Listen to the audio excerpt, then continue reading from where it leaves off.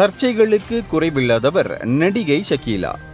எனினும் விஜய் டிவியின் குக்கு வித்து கோமாளி நிகழ்ச்சிக்கு பிறகு பாசமிகு அம்மாவாக மாறி பெரிய வரவேற்பை பெற்றார்.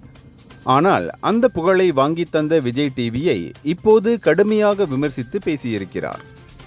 விஜய் டிவியின் பிக் பாஸ் தமிழ் சீசன் 9 நிகழ்ச்சியின் தேர்வுகளை பார்த்த ஷகீலா ஆக்ரோஷமான ஒரு பேட்டியை அளித்துள்ளார்.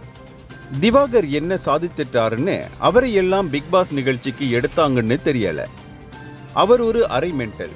அவர் பேசுறதையெல்லாம் காது கொடுத்து கேட்க முடியாது. அவர் ஒரு டாக்டர்னு சொல்லிக்கிறார்.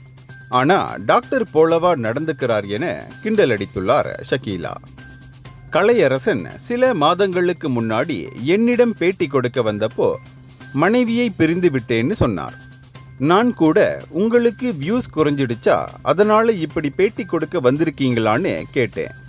நான் அகோரி, மனித மாமிசத்தை சாப்பிடுகிறேன் என்று அவர் சொன்னதை நாங்கள் ஒளிபரப்பினோம்.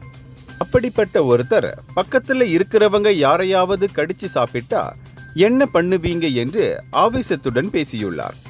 கண்டென்ட்டுக்காக என்னவெல்லாம் செய்தவர்களை எப்படி பிக் பாஸ் வீட்டுக்குள் எடுக்கிறாங்க என்று ஆதங்கப்பட்ட ஷகீலா இறுதியாக விஜய் டிவிக்கு அழிவு காலம் நெருங்கிவிட்டது என்று ஒரு சாபத்தையும் கொடுத்திருக்கிறார். இந்த காணொளி பல விமர்சனங்களுக்கு உள்ளாகி வருகிறது.